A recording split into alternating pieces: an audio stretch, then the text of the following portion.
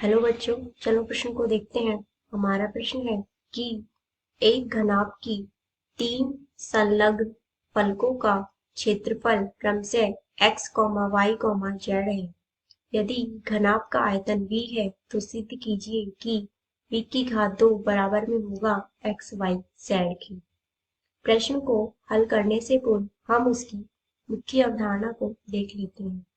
देखिए, मुख्य अवधारणा में हम देखते हैं कि हम जानते हैं कि घनाभ का आयतन वो होता है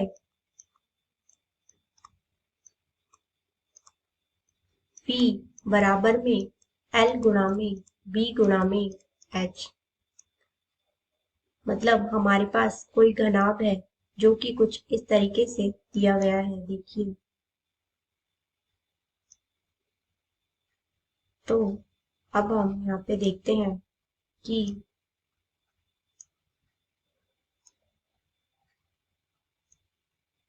मतलब कुछ इस तरीके से इसे हम मान लेंगे यहाँ पे L, इसे मान लेंगे हम यहाँ पे B, इसे मानेंगे हम यहाँ पे H। तो इस पूरे घनाभ का जो आयतन होता है V बराबर में होता है LBH। अब हमसे प्रश्न में बोला गया है कि 3 संलग्न फलकों का क्षेत्रफल से लिखते हैं हम यहाँ पे क्रम से। x बराबर क्या हुआ हमारे पास यहाँ पे L गुणा में B। इसी तरीके से y बराबर हमारे पास क्या हुआ B गुणा में H। इसी तरीके से z बराबर हमारे पास क्या हुआ H गुणा में L।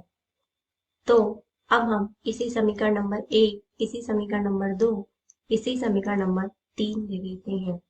अब हम इन तीनों को आपस में गुणा करते हैं। तो हम लिखते हैं तीनों को गुणा करने पर, तो हम लिखेंगे तीनों को गुणा करने पर।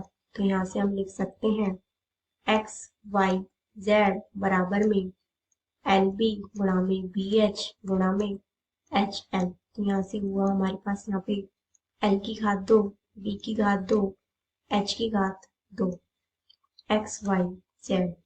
तो इसे हम इस तरीके से लिख सकते हैं L की घात 2, B की घात 2, H की घात 2 बराबर में x, y, z।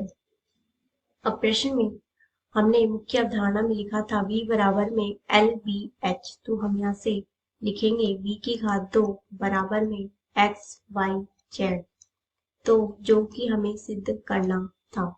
अतः हमने प्रश्न की मुख्य अवधारणा से सिद्ध कर लिया है कि v की घात 2 बराबर में x, y, z। आशा करते हैं आपको समझ में आया होगा। धन्यवाद।